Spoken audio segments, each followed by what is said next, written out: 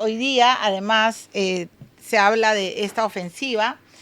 Donald Trump está en la portada, ¿no? Por eso lo hemos llamado a Carlos Novoa para buscar su análisis. Aquí está.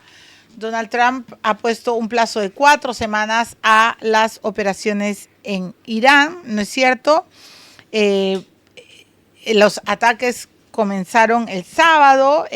Trump anunció al mundo entero que había muerto el ayatollah Khomeini y Estados Unidos ha confirmado la destrucción del cuartel de los guardianes de la revolución en el territorio iraní. También ha dicho que han fallecido 3 militares en esta operación que se ha llamado Furia Épica, y Vladimir Putin ha condenado el asesinato del ayatollah Khomeini y lo ha calificado de destacado estadista. Ay, Putin, ¿ya qué quieres que te diga? Pero bueno, las mujeres han estado celebrando y quemando sus burkas, y yo quiero, por supuesto, que todos entendamos, y por eso hemos convocado a Carlos Novoa, que es un experto en análisis de la política internacional. Por favor, si nos pudieras resumir qué está pasando en Irán y qué crees que va a ocurrir en las próximas semanas. Bienvenido. Gracias, Milagros. Bueno, en este momento nos encontramos en un momento clave de la escalada de violencia iniciada el sábado con los ataques de Estados Unidos coordinados con Israel sobre territorio iraní. Unos ataques que ya no están focalizados simplemente en estos dos países, sino que también ya ha originado una conflagración en todo el Golfo Pérsico, en gran parte del Medio Oriente, y que estamos ahora en un momento en el cual Estados Unidos busca acabar con el régimen de los ayatolás, pero esto no es un trabajo que sea fácil. Quiero decir, cuando, por ejemplo, Bashar al-Assad cayó en Siria, o cuando el dictador Muammar Gaddafi, que estuvo más de 40 años en el poder, cayó en Libia, el régimen se desmembró de inmediato, como un castillo de naipes.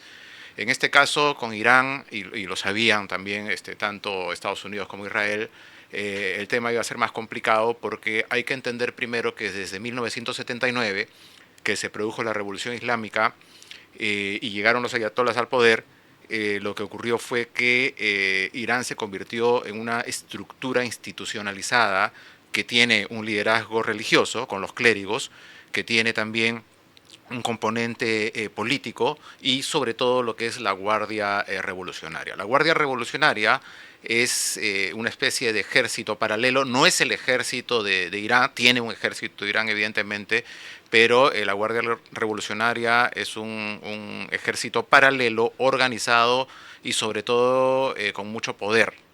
De tal manera que si en algún momento se necesita cambiar al líder máximo, el líder máximo era el Ayatollah Khamenei, muerto él, hay que ver quién lo sucede, pero no se cae el régimen de Irán. Porque, primero, porque el Ayatollah ya tenía 86 años, entonces ya se estaba pensando en una sucesión. Segundo, porque en junio del año pasado se dio la guerra de los 12 días y que quedó ahí nomás, y también se dio la posibilidad de una sucesión. Y tercero, porque ahora el gran tema dentro de Irán, el gran tema es ver qué tan cohesionada está esa estructura institucional que tiene, pues, como digo, a los ayatolás. Tiene un consejo de ayatolás que está integrada por 88 miembros. Es decir, hay varios sucesores. De hecho, está el hijo del ayatollah Khamenei, el que acaba de morir. Está el nieto del ayatollah Khomeini, que fue el líder de la revolución de 1979, y otra serie de ayatolás más. Está la Guardia Republicana y están los poderes del Estado, ¿ya? Está el Poder Judicial, el Parlamento iraní. Está el presidente de Irán, Pezeshkian, porque Irán tiene un presidente, él no tiene el poder absoluto, pero claro, cuando hay elecciones, cuando se eligen a los miembros del Parlamento o los candidatos a la presidencia, todos están aprobados por este Consejo de Ayatolás. Sin embargo, dentro de este esquema de lo que es la República Islámica de Irán, hay moderados y hay muy ultraconservadores, ¿no? De hecho, Correcto. uno de los más radicales era Ahmadinejad, que acaba de morir también en los bombardeos, y él fue, cuando estuvo en el gobierno hace unos 5 o 6 años, él fue uno de los que dijo que había que desaparecer a Israel de la faz de la tierra, por ejemplo, ¿no? Entonces, ese es un poco el tema de la estructura. Entonces, lo que hay que ver ahora es, en este momento, esto es una guerra de resistencia. Estados Unidos va a tener la capacidad de mantener este nivel de bombardeos, este nivel de ataques durante 4 semanas, qué consecuencias va a haber, y eso nos lleva a otra lectura, que es que Donald Trump está en campaña.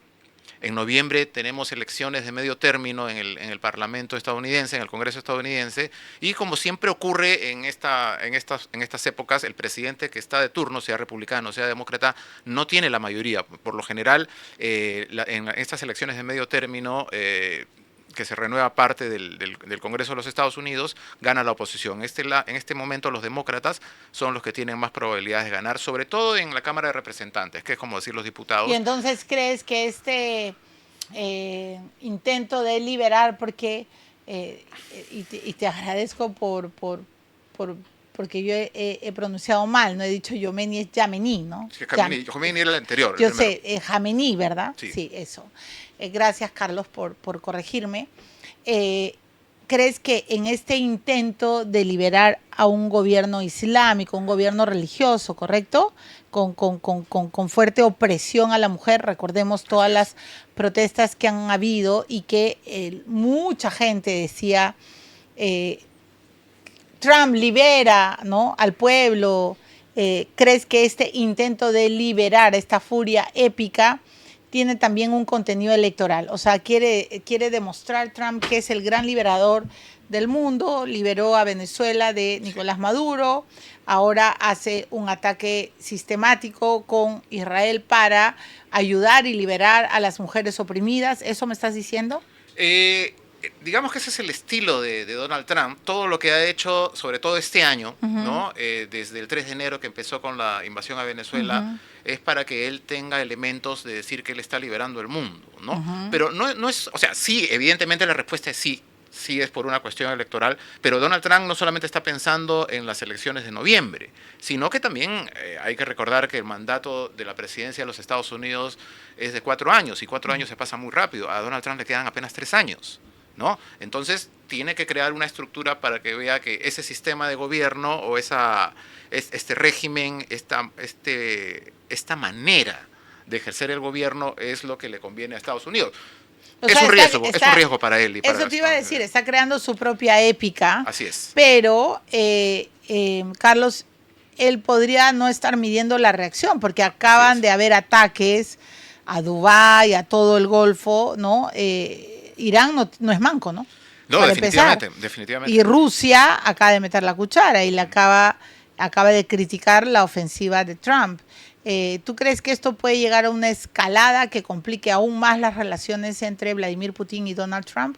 Hay 2 escenarios acá. El primero, que es el interno dentro de los Estados Unidos, le puede jugar mal. Si le sale mal la jugada, los propios republicanos, ya no hablemos de los demócratas, están criticando a Donald Trump porque él dijo que no iba a entrar en guerras internacionales, en guerras, y es lo que está ocurriendo. Segundo, con respecto al tema de Rusia y el tema de China también, es lo que se esperaba, ¿no?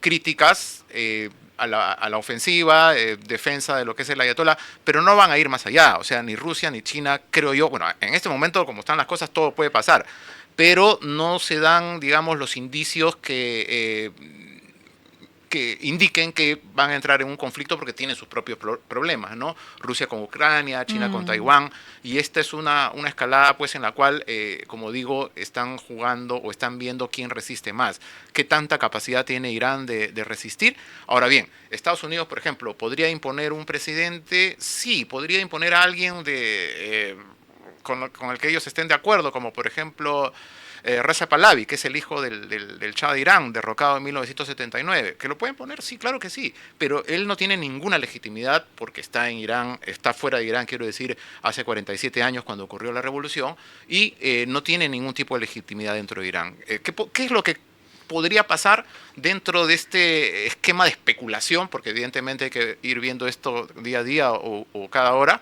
Es que pueda lograrse que dentro de esta estructura institucionalizada del poder iraní pueda darse el hecho de ver entre moderados y entre conservadores, ¿no? Y algún tipo de moderado que quiera acercarse, quizás para conversar. Pero un gobierno de Pahlavi, por ejemplo, del hijo del Shah de Irán, no tendría mandato más allá del Palacio de Gobierno de Teherán, Claro. ¿no? Porque Pero no tendría el entonces apoyo de nadie. el tema, Carlos, es que, ok, tú puedes lanzar una ofensiva, pero ¿qué queda después? ¿Qué hay al día siguiente dentro de ese mismo régimen? Porque también lo estamos viendo en Venezuela. Aprovecho para preguntarte, ir con Garrocha a nuestro hemisferio, ¿no es cierto? Al final, claro, uno ve a Delcy, eh, aparentemente sumisa, ¿no es cierto? Eh, pero Venezuela, ¿en qué va a terminar? Van a haber elecciones libres, va a haber un reconocimiento de lo que ocurrió en las elecciones pasadas. O sea, lo sustrajeron a Nicolás Maduro. Y, o sea, ¿cuál es el día? ¿Cómo se resuelve el día siguiente? Hay una gran diferencia entre Venezuela e Irán. Digamos Ujú. que la estrategia inicial podría parecer la misma, pero en el caso de Venezuela, el secretario de Estado, Marco Rubio, habló de 3 etapas, ¿no? Una primera etapa de extracción, dentro de estas etapas es evidente que quienes se han permanecido en el poder en Venezuela se han sometido absolutamente a los Estados Totalmente, Unidos, y eso lo es dicen todo notorio. el mundo, ¿no? ¿Crees que el nuevo régimen de Irán se somete a No, Estados de ninguna Unidos? manera, De de ninguna ninguna manera, manera. porque estamos hablando acá de otra cultura, de otra estructura mental, ideológica, religiosa. Además, este es un tema que hay que decirlo, no es un tema solo del Islam, porque el Islam tiene muchas divisiones. Irán es un país chiita, a diferencia de los sunitas, ¿no? Estados Unidos tiene bases militares alrededor del Golfo Pérsico, es por eso que Irán está bombardeando otros países, ¿no? Entonces es un escenario completamente diferente. ¿Y crees que se abre algo de esperanza para las mujeres en Irán?